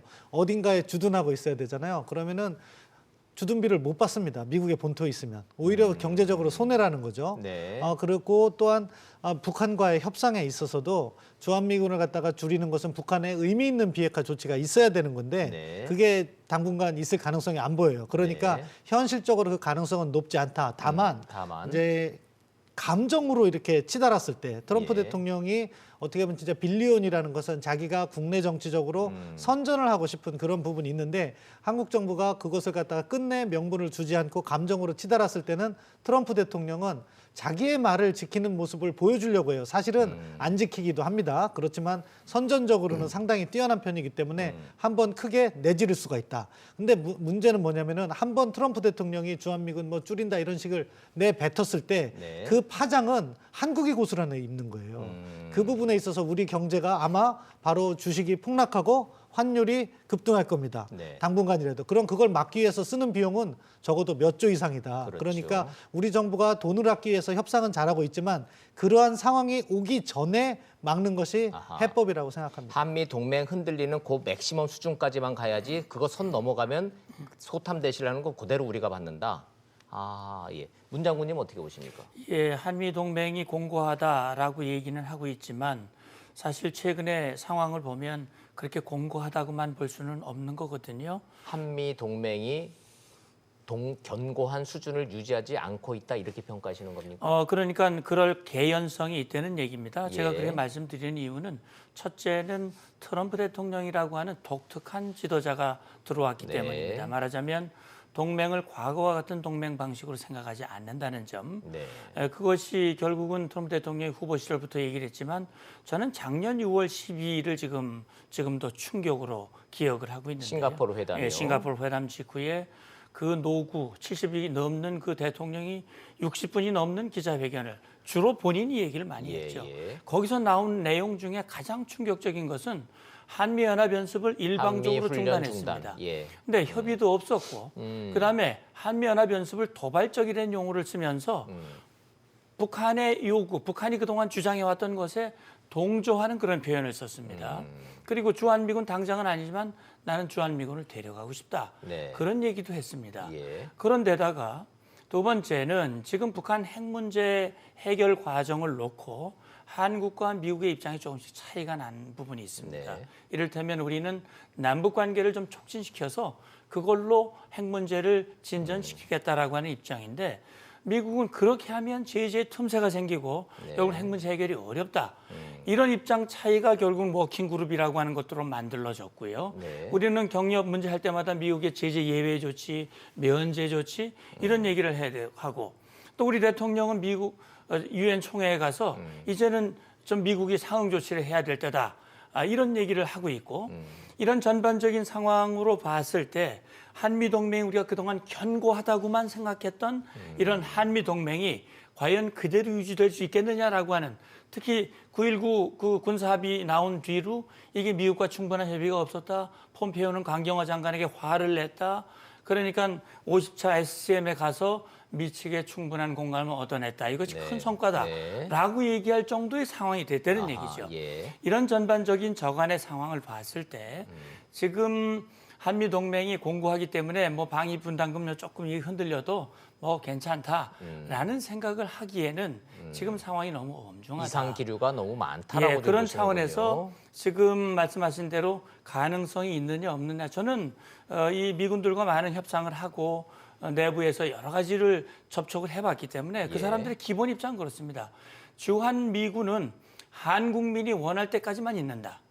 한국민이 원하지 않는다면 우리는 언제든 돌아갈 준비가 돼 있다라고 네. 하는 것이 그동안 미 측이 일관되게 얘기해온 것입니다. 네. 그런 차원에서 봤을 때 최근에 보면 트럼프 대통령이 시리아 철군해버렸지 않습니까? 예. 결정을 하고 예. 이런 부분들이 우리가 유의해서 대처해야 할 부분 중에 하나라고 봅니다. 시리아 철군 얘기까지만 나오면은 주한미군 철수도 뭐 못하라는 법은 없다라는 그 미국 내 기류 어디까지 봐야 되는 건지 방위비 분담 협상에서의 그냥 단순한 압박 카드일 뿐인데 우리는 화들짝 놀라서 또 이러는 건 아닌지 요 부분이 좀 궁금합니다. 봉 박사님. 주한미군 감축과 방위비 분담 협상이 직접으로 연계가 돼서 이런 얘기가 나오는 거는 어디까지나 미국 측의 협상 카드일 뿐인데 이거 가지고 막 주한미군 감축까지 논의를 확대하고 이렇게 되면 국내 언론에서 이거 가지고 너무 확대 해석을 하면 미국 측에 말려드는 거다. 이런 지적도 있습니다만은 어떻게 보십니까? 근데 이제 모든 가능성을 염두에 두고 언론이든 정부든 이제 미국의 어떤 압박이라든지 그런 여러 가지 그 정책에 대해서 저희가 적절히 반응을 해야 되는 건 맞습니다. 제가 그 걱정하고 있는 것은 좀 어떤 기류가 감지되고 있습니다. 이게 꼭 한국만이 예외는 아닌데요. 네. 이 뭐 글로벌 시대라고 하는데 AI도 나오고 4차 산업혁명 얘기도 나오는데 그런 밝은 부분이 있다면 또 어두운 부분도 더 강해지는 것 같습니다. 뭐냐면은 민족주의, 굉장히 배타적이고 감정에 치우친 민족주의 기조가 그 여러 나라를 휩쓸고 있거든요. 미국도 예외가 아니지 않습니까? 트럼프 당선으로 본다든지 그렇다고 본다면은 이제 이런 얘기가 나오고 있어요. 이제 3.1 운동 100주년을 성대하게 우리가 거행해야 된다 이러면서 다시 민족의 자존감을 세우고 주권국가로서의 위상을 떨칠 새로운 발판을 마련하자.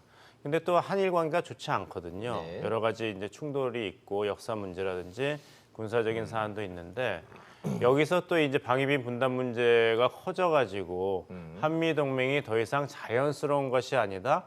미국은 언제든지 우리가 떠날 수 있다 그러고 한국은 갈 갈 사람은 테면 가라 가라라는 그러고 우리는 식으로 어차피 가면. 자주국방 해야 되니까 예. 이렇게 된다면은 이 2019년에 한국은 반일 감정, 예. 또 한쪽에는 반미 감정 이런 게 치솟을 수가 있습니다.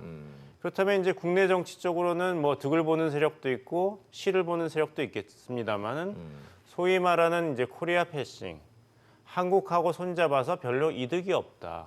한국의 국제적인 고립이 오히려 더 악화되지는 않을까 이런 염려를 합니다. 네네.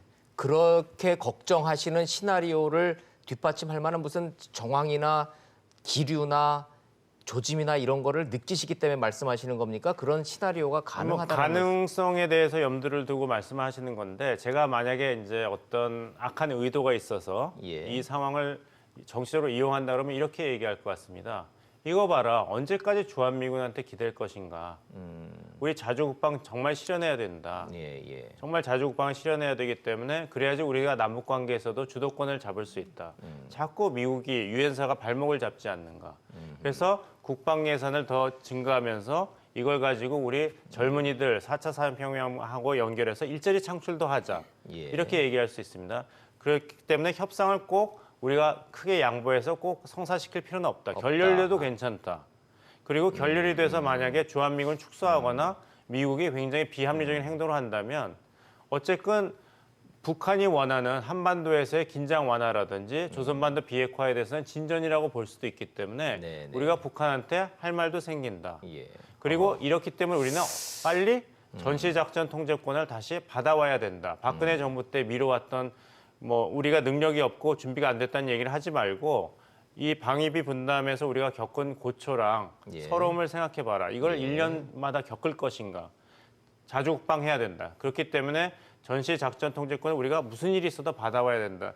이런 얘기를 계속한다면 국내 정치에서 큰 파장이 일어날 것입니다. 아하, 제가 예. 걱정이 돼서 한마디 드리는데요. 예. 북한이 핵이 있는 한 우리가 아무리 자주국방해도 안 됩니다. 안 그 점은 되죠. 우리도 알면서 예, 알죠. 자주국방은 예. 반드시 해나가야 되는 과정이지만 북한의 핵에는 상대가 안 되기 때문에 북한이 핵이 있는 한 우리는 동맹을 반드시 강하게 예. 유지해야 된다. 그 점을 그 논리로 신 가면서, 박사님 예. 말씀에 제가 동의하면서 이 악마의 대변인 역할을 하자면 바로 그렇기 때문에 우리가 주도적으로 북핵 문제를 평화적으로 해결해야 됩니다. 그렇기 때문에 북한과 남북 경제 협력도 더 해야 되고 너무 미국 눈치를 보면 안 됩니다라고 이야기할 수도 있습니다. 그렇게 그거에 대한 결과는 그 결과를 보고 자주국방을 예. 하든 동맹 조정을 해야지 그 결과를 보기 전에 동맹 조정을 먼저 하면 그 결과로까지 그렇죠. 가기도 더욱 어렵다. 그렇죠. 예. 예. 그래서 결국 동맹이라고 하는 것도 우리 필요에 의해서 하는 거거든요. 그러니까 결국 우리가 가지고 있는 자원이 제한이 되고 우리 안보 환경이 녹록지 않죠. 네. 우리 가지고 있는 자원을 모두 투입해도 앞으로 일본, 중국 이런 나라들이 이 주위에 있는데 우리가 어떻게 그게 가능하겠느냐는 얘기죠. 예. 그런 차원에서 봤을 때 지금 북한 핵 문제가 해결되지 않는 한 네. 한미 동맹은 우리에게는 생명과 예. 같은 것이고 그런 차원에서 우리가 뭐 감정이다 자존감을 떠나서 우리 네. 필요 실용적인 예. 접근으로도 실용 외교를 사실 해야 뭐 한다. 일본이나 독일이나 영국이나 유럽에 있는 잘 사는 나라들이 뭐가 아쉬워서 동맹을 유지하겠습니까? 그럼에도 불구하고 그들은 자기들의 필요에 의해서 네. 실용적으로 동맹을 활용을 하는데 네. 우리도 그런 차원에서 지금까지 잘 해왔고 한미 동맹은 세계 어느 동맹보다도 모범적인 동맹으로 네. 지금 자랑하고 있습니다. 그런 차원에서 방위 분담금 협상 서로 입장 차이가 있지만 네. 이것들을 잘 조율해 나가는 것도 동맹 정신이거든요. 예. 자, 정리를 좀 하면서 좀 가도록 하겠습니다. 세 분 말씀을 들어보니 결론은 돈을 좀 내더라도 한미 동맹 주한 미군의 이 실용적 이용에 대해서는 냉정함을 잃지 말자. 자존심이나 감정의 문제는 2차적인 문제다. 이렇게 좀 정리가 좀 될 것 같은데 세 분 그 점에는 다 동의하십니까? 큰 틀에서 보자라는 거. 자, 그것과 약간 결이 다르면서 있는 동전의 앞뒤면 질문 마지막으로 좀 드리고 가겠습니다. 한국의 의지와 한국의 실용 외교와는 별개로 북미 간에 진행되고 있는 비핵화 협상 카드로 주한 미군 카드가 활용될 가능성. 자, 요거는 좀 반드시 좀 짚고 가보도록 하겠습니다. 먼저 신 박사님. 이게 뭐 지금 당장은 아니라고 봐요. 왜냐하면 이게 흐름이 있고 주한미군 축소 카드는 사실 한미 연합군사 훈련 중단 다음 카드가 될 수 있거든요. 그러면은 북한의 비핵화 조치가 어떤 것이 있는가에 따라서 미국이 상응 조치로서 제공할 카드가 있을 텐데 네. 지금 북한이 보이고 있는 행보는 핵동결. 잘 해야 ICBM 정도 양보할 수 있는 네. 그런 태도인데 거기에 주한미군 철수 카드는 아마 미국에서 트럼프 대통령이 하고 왔다고 해서 환영받지 못할 것이다. 철수는 아니더라도 감축 카드는요. 감축 카드는 일부 꺼낼 수는 있겠지만 그것도 지금 북한이 핵동결이나 ICBM 정도로 꺼내면은 손해본 장사했다고 할 가능성이 높습니다. 아하. 다만 북한이 정말로 ICBM 폐기해서 일부 반출한다 예. 이런 정도까지 한다면은 트럼프 대통령이 고민을 해볼 가능성은 있고 예. 이게 왜 위험하냐 사실은 합리적이지 않은데 트럼프 대통령의 접근 방식이 문제 있고 그거를 공략하는 북한의 전략이 아주 교묘하다는 거예요. 예. 뭐냐면은 북한은 지금 실무 협상을 해서 테이블에서 주고받고를 철저하게 꼼꼼하게 따져서 정상회담을 하는 게 아니에요. 예. 트럼프 대통령을 만나서 트럼프 대통령의 즉흥성을 활용하려는 어떻게 보면 직거래를 시도하고 있다는 거죠. 그렇죠. 그게 탑다운 방식 그렇죠. 아닙니까? 그래서 그 자리에서 김정은 위원장이 우리가 이런 조치해서 ICBM 폐기해서 보내주겠다. 트럼프 대통령의 국내 정치적 위상을 높여주겠다는 이야기를 하면서 연합군사훈련 중단해 주십시오. 아니면 주한미군 조금이라도 빼서 우리의 위협이 좀 덜 돼 있다는 심리적 안정을 그렇죠. 주십시오. 그래야지 네. 내가 북한에 돌아가서 다음 단계의 비핵화를 설득할 수 있다. 이런 논리를 했을 때 작년 싱가포르 정상회담을 보면은 통할 수도 있다는 걱정을 하게 아하, 되거든요. 예. 그렇기 때문에 지금 아까 뭐 문 장군님도 말씀하셨고 많은 분들이 걱정하는 게 한미 동맹만은 튼튼하게 유지하는 것이 북미 예. 정상회담 이전에 합의가 되는 것이 낫겠다 하는 이야기가 나오는 배경입니다. 자, 어찌 됐든 신 박사님 말씀을 정리를 하면 핵 동결과 ICBM 폐기라는 카드와 주한미국 감축 카드라는 거를 즉흥적으로 활용할지는 모르겠으되 실무선에서 양국이 그런 식으로 어프로치 접근하는 거는 논리적이지 않다. 현 단계에서는 걱정하지 말아라. 이런 요지신 것 같고 문 박사님 어떻게 보세요? 예, 저도 순 박사님 생각과 뭐 다르지 않습니다. 그러니까 지금 미국이 한미 연합 연습을 중단하게 했습니다만 잠정 또는 유예라고 하는 표현이 들어가 있거든요. 네. 그러니까 아주 중단한 건 아닙니다. 그렇기 때문에 2019년 지금 금년에 할 한미 연합 연습에 대한 양국 간의 입장이 아마 조만간 발표되리라고 봅니다. 네. 주한미군이 있고 한미 동맹 연합 방위 체제를 유지하고 있는데 연합 훈련을 안 한다는 건 말이 안 됩니다. 그리고 지금 현재 뭐 6천 명 감축 뭐 이런 얘기는 사실 지금 주한미군 2사단에 있는 지상군 병력인데 그걸 빼면 지상군이 아예 제로가 된다는 얘기입니다. 그것은 한미동맹 그건 근본적 뿌리부터 흔드는 네, 거거든요.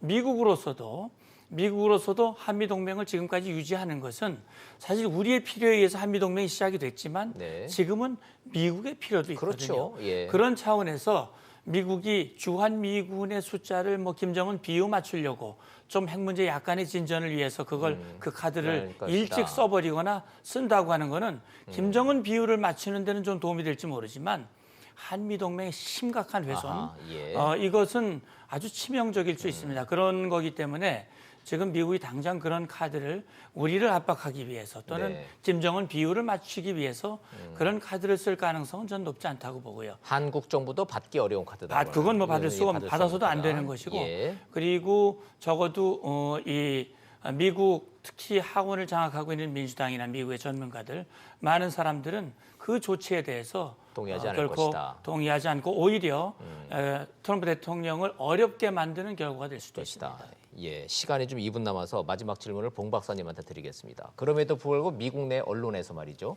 자꾸 이 우려의 목소리가 나오는 건 트럼프를 공격하는 겁니까? 실제로 그런 우려가 있는 거를 한국에서는 자꾸 모르고 있기 때문에 지적이 나오는 걸까요?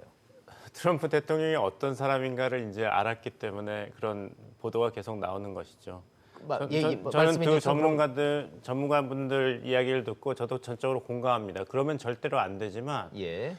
트럼프 대통령이기 때문에 모르는 것이죠. 저희가 한 달 후에 여기 앉아가지고 2달 후에 앉아가지고 이럴 그럴 줄은 줄 몰랐다. 예, 그럴 수 있어요. 그럴 줄은 몰랐다. 말씀하신 대로 김정은 위원장이 왜 이렇게 그 텔레비에서 선전할 때 보면 이 상품이 얼마나 좋은가를 다 선전하되 가격을 계속 다운하지 않습니까? 네. 그다음에 잠깐만 기다리십시오. 이것만 드리느냐? 이것도 드립니다.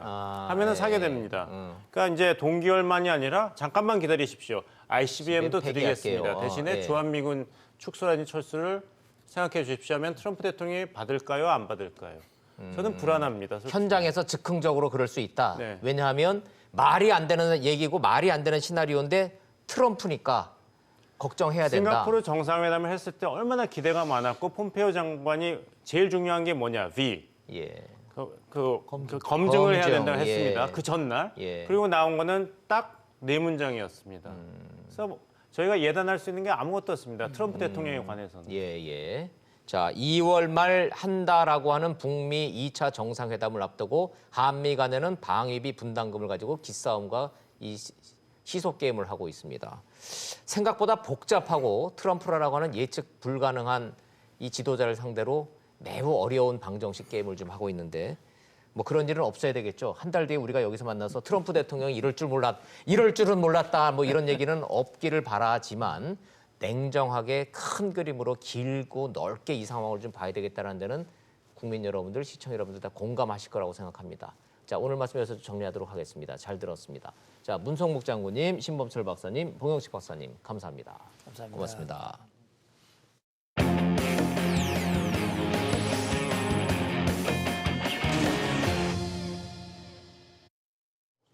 양승태 전 대법원장이 결국 구속 소감됐습니다. 영장이 기각될 거라는 전반적인 관측과 전망에도 불구하고 명재권 부장판사는 영장 발부했습니다. 사법농단의 주범이자 정점이라는 그 검찰의 논리가 통했다고 합니다. 먼저 영상 보시고 이슈 따라잡기로 돌아오겠습니다. 오늘 새벽 2시쯤 양승태 전 대법원장의 구속영장이 발부됐습니다. 영장 심사를 맡은 명재권 부장판사는 범죄 사실 중 상당 부분 혐의가 소명되고 사안이 중대하다고 발부 이유를 설명했습니다. 또 피의자의 지위 및 관계 등에 비추어 증거인멸에 우려가 있다고도 밝혔습니다. 양 전 대법원장이 사법농단 사건의 최종적인 책임자였다는 검찰의 수사 결과를 법원이 어느 정도는 인정한 겁니다. 이로써 사법농단 실무를 총괄했던 임종원 전 법원행정처 차장과 최종 책임자가 모두 구속됐습니다. 그러나 임 전 차장과 양 전 대법원장 사이에 중간 역할로 지목됐던 박병대 전 대법관에 대한 구속영장은 다시 기각됐습니다. 허경호 영장 전담 판사는 혐의 소명이 충분하지 않고 피의 사실 일부는 죄가 되는지 의문이 있다며 구속의 필요성을 인정하지 않았습니다. 구치소에서 대기하던 박 전 대법관은 아무 말 없이 귀가했습니다. 두 번째로 청구된 구속영장도 기각됐습니다. 소감 한 말씀 부탁드립니다. 사법농단 사태의 최고 책임자가 구속됨에 따라 7개월간 100명 정도의 판사들을 피의자와 참고인으로 불러 조사했던 검찰 수사도 마무리 수순을 밟게 될 걸로 보입니다. 이슈 따라잡기 시간 돌아왔습니다. 최진봉 교수님과 함께 중요한 이슈들 서둘러서 따라가 보도록 하겠습니다. 어서 오십시오. 안녕하세요. 안녕하세요. 예.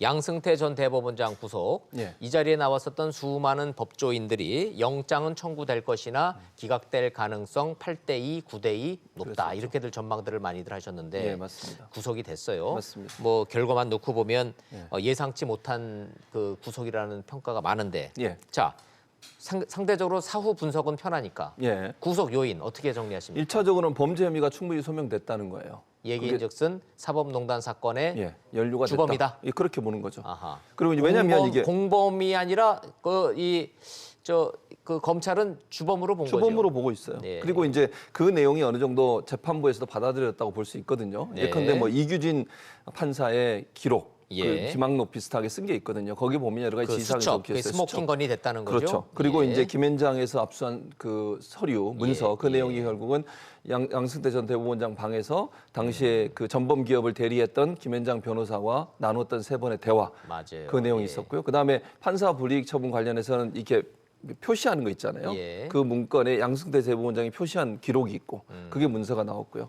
그래서 이제 양 전 대법원장은 V자 표시는 그냥 기계적인 결제였을 뿐 예. 이것이 지시라고 볼 수 볼 수 없다라고 없다고 항변했으나 예. 그랬으나 법원에서는 그렇게 보지 않았죠. 맞다. 그게 굳이 거기에 그런 난이 있을 이유가 없었고 네. 양대원 대법원장이 표시한 부분도 있었고 이런 부분이 첫째 원인이고요. 그러니까 결국은 3가지잖아요. 도주 우려나 또는 예. 그 범죄 혐의 소명, 예. 그다음에 증거인멸 이 세 가지인데 두 가지를 이 중에 인정을 했어요. 그러네요. 재판부가. 그러니까 예. 증거인멸 같은 경우도 불구속 상태의 재판을 받았을 때는 관련된 뭐 후배들이겠죠. 후배 재판부 또는 후배 판사들과 대화하거나 얘기를 통해서 입을 맞추거나 이럴 가능성이 있다. 뭔가 증거를 찢거나 없애거나 이런 게 그럴 가능성이 있다. 인멸이 아니고 예.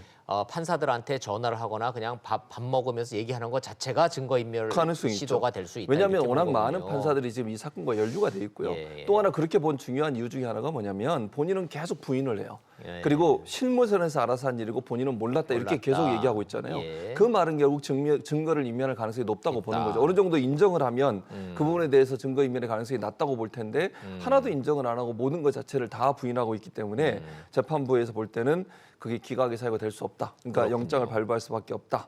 그러니까 기억나지 않는다. 어제 뭐 우리가 여기서 그저께인가요? 사무 예. 전략이라고 우리 얘기하지 않습니까? 네네. 기억나지 않는다, 몰랐다, 실무진에서 했다, 뭐 이런 네 가지 모르는 그럼 수첩에 나온 요 대자라는 요 표시는 뭐냐 그랬더니 요건 조작된 거 조작된 같다. 거다. 뭐 그렇게 이러니까 얘기를 했죠.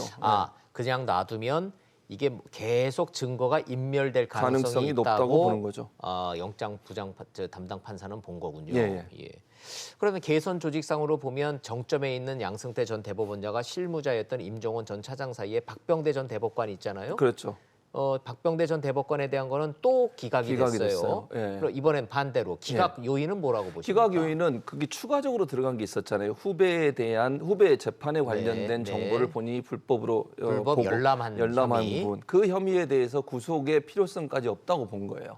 첫 번째 혐의에 대해서는 예. 이게 죄가 되는지 의문스럽다 해서 기각을 시켰으니 그러니까 추가로 들어온 것만 본 달라진 거죠. 건 없고 그렇죠. 추가로 된 것만 봤는데 예. 이 추가된 부분도 역시 구속 사유는 아니다. 이렇게 본 거군요. 예, 그렇게 보는 거죠. 아하. 그래서 근데 뭐 우리가 다 알고 있는 것처럼 박병대 전 대법관이 구속이 안 됐다고 해서 죄가 없는 건 아니잖아요. 네. 이제 재판을 받아야 되는 거니까 이건 이제 불구속 상태에서 재판이 이루어지는 거고 네. 그런 상황이라고 본다면 대신 이제 이런 건 있어요. 대법원장이 구속이 되면서 네. 연관돼 있는 후배 법관들 연루된 사람이 너무 많잖아요. 그렇죠. 근데 100명 만약에 넘는 판사가 조사를 받았습니다. 그랬었죠. 근데 정점에 전 대법원장이 있었고 그 양승태 전 대법원장이 지시를 했다. 예. 그러면 결국은 많은 죄는 양승태 전 대법원장한테 갈 수 있어요. 지시를 받아서 한 사람 입장에서는 네. 물론 그것도 잘못됐지만 그게 본인이 판단해서 한 건 아니잖아요. 맞습니다. 그러니까 후배 법관들이나 아니면 연루돼 있는 다른 법관들은 처벌이 조금 약해질 수 있다. 근데 만약에 기각이 됐으면요. 네. 양승태 전 대법원장은 뭐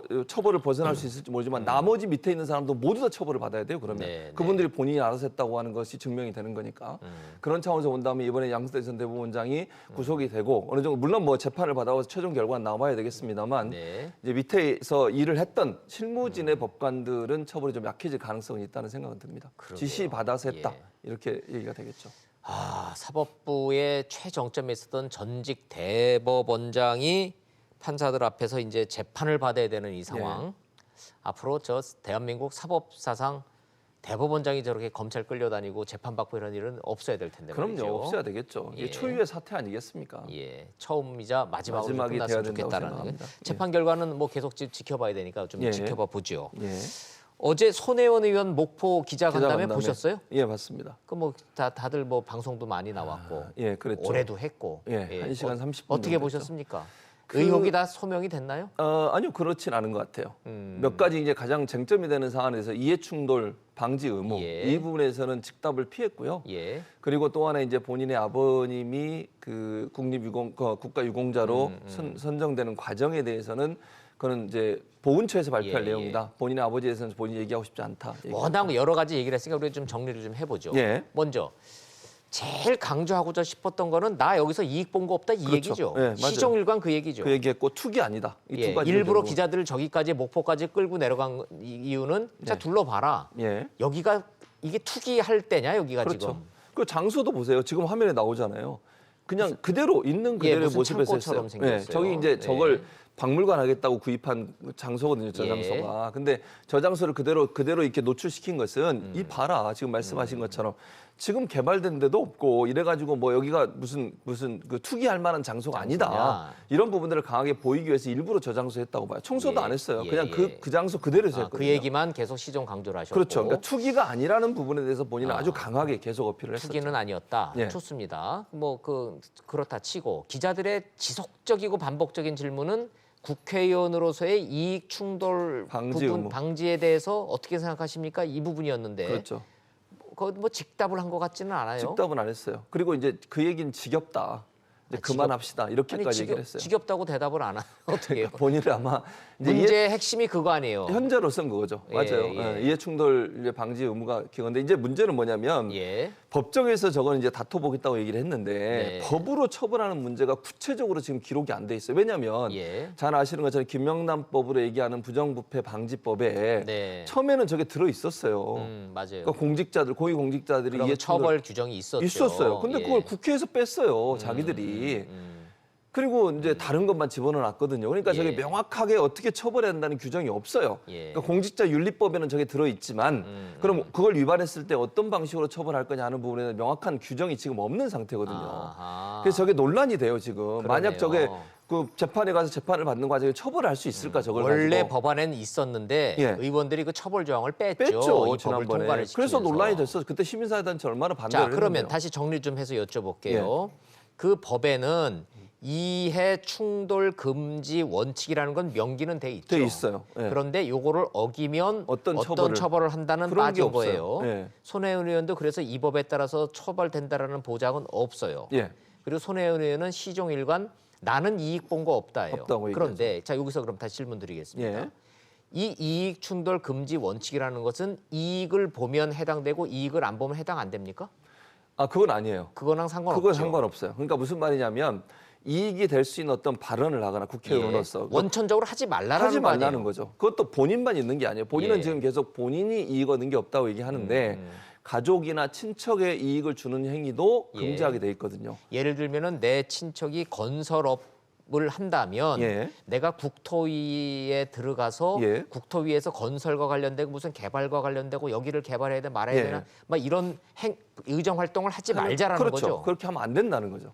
윤리적. 근데 지금 이제 그 여러 보도에 나왔습니다만 손혜원 예. 의원이 발언한 내용들을 목포에 대해서 계속 얘기하고 창성장도 얘기하고 이런 부분이 있지 않아요. 예. 창성장 같은 본인의 조카가 구입한 건물이고 네. 이런 부분들에서 이해충돌에 대한 논란이 있는 거죠 지금. 그러니까 본인의 남편이 운영하는 재단이 건물을 샀고 그 지역을 개발하고 그 지역에 지원해 달라고 문화재청을 향해서 질의도 했었고. 네. 근데 이제 본인은 뭐라고 하냐면 내가 개인적으로 이익 얻은 건 없다 이 얘기예요 지금 예. 결국. 근데 아까도 말씀드렸지만 이해충돌 방지라고 하는 의무 규정에는 예. 본인뿐만 아니라 친척이나 가족도 관계돼 있으면 그것도 문제가 되고 또 아까 말씀하신 것처럼 실제 이익이 발생했냐 안 했냐의 문제가 아니에요. 네. 발생할 가능성이 있는 연관성 있는 질문이나 질의를 해서 그게 지원이 내려오거나 지원이 내려오도록 하는 것 자체도 저 큰 틀에서는 이해충돌 방지 의무에 위반될 소지가 있다고 보는 그렇군요. 거죠. 예. 기자들은 이익을 받냐 안 받느냐를 여쭤보는 게 아니고 예. 이렇게 오해를 받을 수 있는 이해 충돌 소지가 있으면은 의정 활동만 하시든가 예. 아니면은 아예 부동산 매입만 하시든가 둘 중에 하나만 하셨어야 되는 거 아니냐고 여쭤봤는데 그랬더니 지겹다고 그 질문은 좀 그랬죠. 그만해라. 그러니까 이제 또 당내에서도 사실 이 문제에 대해서 계속 그 비판하는 분들이 있어요. 예, 예. 이게 뭐 금태섭 의원도 그랬고 이종걸 의원도 그랬고. 두 분 다 이제 변호사 출신이거든요. 그러니까 아. 법조인 출신의 분들이 볼 때도 이거는 약간 좀 논란의 소지가 있다 예, 하는 부분인데 그 부분에 대해서는 이제 손혜원 의원은 본인이 이익 얻은 게 없다라는 얘기를 계속하면서 이해 충돌하고 관계가 없다. 그리고 한 가지 또 여지를 남겨놨어요. 만약에 본인이 이익된 게 있으면 사과하겠다. 조건부 네, 사과. 네, 네. 그리고 뭐, 100억 뭐, 원, 뭐, 낮은 칠기 박물관도 다 기증하겠다. 이렇게 얘기를 했죠. 기증하겠다 예. 이렇게 얘기했고 정작 목포의 민심은 어떻습니까? 딱 반반으로 나뉜 것 반반이에요 같아요. 지금 현재는. 왜냐하면 저 도시, 그러니까 구도심에서 살고 있는 분들 입장에서는 예. 손혜원 의원이 어쨌든 저렇게 하는 바람에 집값이 올라갈 수 있는 기회가 됐잖아요. 또 정부가 투자해서 그 지역을 활성화시키겠다는 이제 뭐 세금도 지금 내려와 있는 예, 상황 예. 아니겠습니까?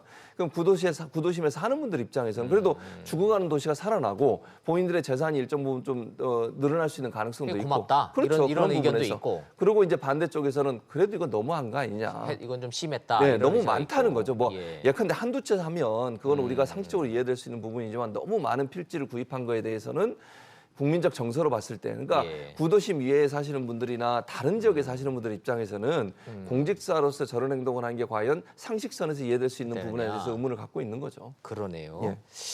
마지막으로 그 자유한국당이 예. 목포는 항구다가 아니라 목포는 호구다. 예. 외지인들이 몰려가서 이렇게 땅값 올려놓고 집값 올려놓고 네. 하는 게 목포 시민들한테 무슨 도움이 되느냐? 그렇게 얘기했어요. 자, 이 지적 목포에서 먹힙니까? 제가 볼 때는 안 먹힐 것 같아요. 그건 아니에요. 네, 왜냐하면 이게 외지인이 됐든 현지인이 됐든 누군가가 이거를 사서 땅값 올라가고 집값 올라가고 발전되면은 좋다. 사람도 오고 그러니까. 그렇죠. 그 지역 발전 자체가 거기만 예, 이게 예. 그 활성화되는 게 아니잖아요. 그럼 그게 활성화되면 그 지역에 뭐 식당이든 아니면 다른 어떤 문화 관련된 산업들이 또 발생하지 않겠습니까? 지금 현재까지 자유한국당에서 발표한 내용을 보면 21% 정도 된대요. 네. 저 1.5km 우리가 그 문화재로 맞아요. 지정됐던 예, 거리 곳에서 자체가. 전체 자체 21% 정도가 외지인들이 구입을 한 것 같아요. 네. 왜냐하면 내지 이제 뭐 이것도 이제 논란이 될 수 있는 것은 누가 그럼 이 정보를 알고 저기다 구입했을까 하는 부분에는 논란이 있을 수 있고 다만 이제 저게 사시는 분들 입장에서는 몰랐을 수 있거든요. 예, 저게 그렇게 예. 될 줄은. 근데 어쨌든 지금의 입장에서는 안 파시겠죠. 판다 그래도 그렇죠. 이제 훨씬 돈을 많이 받고 파시겠죠. 그러니까 그런 차원에서 본다 보면 저 구도심에 사시는 분들 입장에서는 그래도 어느 정도 외진이 오더라도 활성화될 수 있는 네. 기회만 된다고 하면 이제 그거는 목포 전체의 경제 발전에 도움이 된다고 봐서 비판적 입장보다는 구도심에 사시는 분들의 제안에서 말씀을 드리는 겁니다. 긍정적으로 평가하는 부분도 있다고 볼 수 있을 것 같습니다. 저널리즘적 측면에서도 이번 사건과 언론의 보도는 예. 참으로 논문 한 몇 개는 나올 것 그렇죠. 같아요. 예. 예, 그럼- 생각할 게 많습니다. 저는 그렇게 생각해요. 기본적으로 언론은 예. 어떤 권력기관, 그게 뭐 정치 권력이든 경제 권력이든 권력기관에서 감시와 견제 기능을 하는 거예요. 예. 그거를 제한할 수는 헌법에 의해서 제한하면 안 돼요. 어떤 형태로든. 그러니까 제가 지난번에도 한번 말씀드린 거짓된 정보나 거짓이라는 사실을 알면서도 보도하고 이러면 그건 정말 큰 잘못이지만 예. 언론사나 기자가 의심이 갈 만한 충분한 어떤 자료를 가지고 제보를 가지고서 보도한 내용을 가지고 그걸 문제 삼거나 처벌하면요 언론의 자유가 침해되는 거예요. 그러게요. 그거는 있을 예. 수 없는 일이고 저널리즘의 관점에서 봐서도 SBS나 다른 언론의 보도 이 사안에 대해서는 그 문제, 이가 손혜원 의원의 의혹에 대해서 문제를 제기하고 보도한 내용은 전혀 저널리즘 관점에서 위배되는 게 아닙니다. 그러게요. 예. 뭐 본인은 잘못한 게 없고 의도가 선했는데 예. 언론에서 이렇게 지적을 해서 그냥 이거를 왜곡 보도라고 딱 규정을 하고 있으니까 예. 허위 보도, 왜곡 보도라고 주장을 하고 있어서 이제 국민 여러분들이 그 부분에 대해서는 각자 판단을 이제 해주시겠죠. 그렇습니다. 알겠습니다. 예, 예. 손혜원 의원 얘기 예. 거기까지 정리하도록 하고. 예, 자, 한국당 전당대회가 다음 달 2월 27일인데. 그렇습니다. 와, 전당대회 나오시는 분들이 뭐 전부 다 나오시는 것 같아요. 지금 거의 그렇죠. 이름 석자 알만한 분들은 다 나오시는 것 같아요. 예, 지금 제일 중요한 네. 분 한번 여쭤볼게요. 예. 김병준 비대위원장 나온답니까? 안 오늘 나온답니까? 아침에 바로 제가 들어오기 전에 확인했는데 안 나오기로. 안 나오기로 예. 최종 결정을 최종 하셨군요. 결정했는데 예. 거기다 또 뭘 붙이셨어요. 뭐라고요? 붙이셨냐면 홍준표, 그다음에 오세훈, 황교안 같이 나오지 마라. 그렇게 얘기하셨어요. 아니 그 얘기는 나오겠다는 얘기 아닌가요? 아니. 본인은 출마 안 한다. 그렇게 예. 얘기하고 예. 그분들도 나와서는 안 된다. 이렇게 아. 얘기했어요. 왜냐하면 그분이 그러니까 황교안 전 총리를 아마 타겟으로 삼는 네. 게 더 많은 것 같아요. 황교안 전 총리가 나오게 되면 개파 싸움 다시 일어난다. 예. 그리고 친박 프레임에 빠져가지고 총선에서 이길 수 없다. 예. 그러니까 사실은 김병준 비대위원장이 비대위원 들어가면서 친박 청산하고 그런 얘기 아니었어요? 네. 탄핵에 문제 있는 거 다 정리하겠다. 이러고 들어가서 했는데 지금 황교안 전 총리가 딱 나오면서 친박이 다시 이제 뭔가 좀 세력을 얻는 듯한 분위기가 지금 이루어지고 있잖아요. 아니 요거 좀 다시 좀 정리 좀 해서 여쭤봐야 되겠네요. 예. 자, 김병준 비대위원장이 고민을 하셨었는데 예. 오늘 아침에 방금 전에 최종적으로 안 안 나오시기로 나온다고 결정했다는 얘기했고. 거죠. 예, 그렇습니다. 그런데 단서가 달렸다는 말씀 아닙니까? 예. 누구 나오지 말라고요? 홍준표, 홍준표, 오세훈, 오세훈, 황교안. 황교안, 빅3 나오지 마라. 예, 그렇게 얘기했어요. 그 얘기는 3단 논법으로 가면은 만약에 그럼에도 내가 이렇게 말했는데도 나오면은 나도 나간다 이런 뜻인가요? 그건 아닌 것 같은데. 그건 아니고. 네, 그러니까 본인이 출마 안 하겠다고 명확하게 선을 긋고 나서 얘기를 했기 예. 때문에 이분들도 나오면 안 된다고 얘기를 한 거죠. 그런데 예. 황교안, 홍준표, 오세훈 빼면 이 빅3가 빠지면은 오히려 흥행에서 될까요? 전당대회가? 안 되죠. 그러니까 저거는 김병준 비대위원장 주장인 거고 예. 제가 볼 때 그렇다고 세 분이 안 나올 가능성은 낮아요. 네. 그러니까 그렇게 본인은 오늘 이제 그 최고위원회 하고 다 나간 뒤에 본인이 개인적으로 있는 언론 앞에서 얘기를 했어요. 아하, 예, 그 이제 예. 본인의 주장인 거니까. 근데 있는 그대로만 받아들이면 자 예. 나도 안 나오는데 예. 지금 거론되고 있는 황교안, 오세훈, 홍준표 이 세 분들도 안 나오는 게 맞다고 생각한다. 본인은 그렇게 주장한 거죠. 말 그대로는 액면은 그거다 이거죠. 그렇죠. 그런데 아. 제가 볼 때는 다 나옵니다. 김병준 비대위원장 안 나올 것 같고요. 예. 본인 안 나온다 그랬으니까. 그다음에 홍준표 전 대표도 어제 보도 있었잖아요. SBS 보도도 그렇게 제가 봤는데 네. 어제 보도에서 그렇게 나왔어요. 측근들이 나오는 걸로 정리됐다. 이렇게 예, 언론 보도가 예. 나왔어요. 이달 말에 30일 날 출판 기념회 하죠. 그 장소에서 얘기하겠다고 그랬죠. 출판 기념회가 사실상 출마 선언 장소가 될 가능성이 크군요. 그렇죠. 그러니까 홍준표 전 대표 나오죠. 김무성 전 대표도 홍준표 전 대표 나오면 김무성 전 대표 나온다고 그럴 것 같은데. 나온다니까요. 아니 오늘 나온다. 인터뷰의 내용을 보세요. 예. 당이 위기면 제거하겠다고 그랬어요. 예. 그러니까 그 말은 완전히 나오겠다고 얘기는 안 했지만 그 전까지는 안 나오겠다고 얘기했잖아요. 그런데 당이 위기 상황이 되면 다시 재고해 보겠다 이런 얘기를 한 뉘앙스를 던졌거든요. 김무성 전 의원한테 자유한국당이 현재 위기입니까 아닙니까? 위기죠. 아 위기다. 왜냐? 그럼 나오시겠다는 뜻이네요. 이유는 황교안 전 총리가 나오면서 그렇게 된 거예요. 예, 보세요. 황교안 전 총리. 김무성 전 대표는 친박 청산을 얘기하고 탄핵에 찬성해서 당을 나갔다가 들어온 오신 분이에요. 분이고. 그러면 황교안 전 총리가 나오면 이건 위기 상황이다. 아하. 친박이 다시 예. 세를 얻었다. 예. 이걸 어떤 형태로도 좀 누르기 위해서는 본인이 나가야 된다. 이런 명분이 딱 생긴 거 아니겠어요? 그렇군요. 그럼 당연히 예. 나올 수밖에 없는 거죠. 위기 오면 나설 것이라고 자기가 얘기했으니까. 예, 자유한국당 전당대회가 판이 커지기도 하고 예. 재밌어지기도 하고 그렇죠. 황당해지기도 하고 뭐 그렇습니다. 뭐 여러 가지가 복합적으로 갑니다. 그런데 개파 싸움이 커질 가능성이 있어요 이제는. 예. 뭐 왜냐하면 경쟁하는 사람들 입장에서는 구도를 만들어야 되잖아요. 맞아요. 대결 구도를 가야 예, 되면 친박 예. 비박으로 갈 수밖에 없어요. 네. 본인들이 의도하든 의도하지 않든 상대방을 공격하려면 황교안 전 총리를 뭘로 공격하겠습니까? 예. 황교안 정 총리가 나오면은 이른바 친박계는 글로 쫙 기결이 되겠죠. 그렇죠. 그렇게 되죠. 자연스럽게 비박계, 비황교안계들이 또 형성이 되겠죠. 되겠죠. 그러면 또 뭐 싸우다 말다 또 뭐 나가네 마네 소리 나올 가능성도 나오겠죠. 그럴 가능성도 있죠. 그런데 아하. 당장은 분당할 가능성은 낮고 전당대회를 앞두고서 분당할 가능성은 낮고. 그래서 다른 주자들은 황교안 전 총리 출마하면 안 된다라고 극구 말리는 주장하죠. 논리가 그 논리죠. 그런 논리죠. 황교안이 나오면 친박계가 결집할 예. 거고 그러면 비박계가 또 탈당 여부 또 나와서 당이 시끄러워질 거다. 예, 그렇죠. 그리고 이제 대결 구도가 친박 비박이 되면 친박 비박이 될 거다. 그리고 황교안 전 총리에 대해서 저렇게 강하게 비판하고 하는 이유가 뭐겠습니까? 그분이 당선 가능성이 높아서 그런 거 아니겠어요? 그렇죠. 그러네요. 타겟이? 예. 그런 상황이라고 하면 경험적으로 보면 공격 제일 많이 받는 사람이 1등인 거예요. 그러니까요. 그러니까 황교안 예. 전 총리가 출마하면 비박은 뭉칠 수밖에 알겠습니다. 없어요. 그런 상황이 될 수밖에 없는. 알겠습니다. 예. 자유한국당 상황까지 지켜봤습니다. 최 교수님 고맙습니다. 잘 예, 들었습니다. 감사합니다. 한국은행 금융통화위원회가 올해 첫 회의를 열었습니다. 금리 동결하고요. 올해 경제 성장률 전망치는 하향 조정하는 쪽으로 가고 있습니다. 이주열 한국은행 총재 발표 현장 연결합니다. 직접 들어보시겠습니다.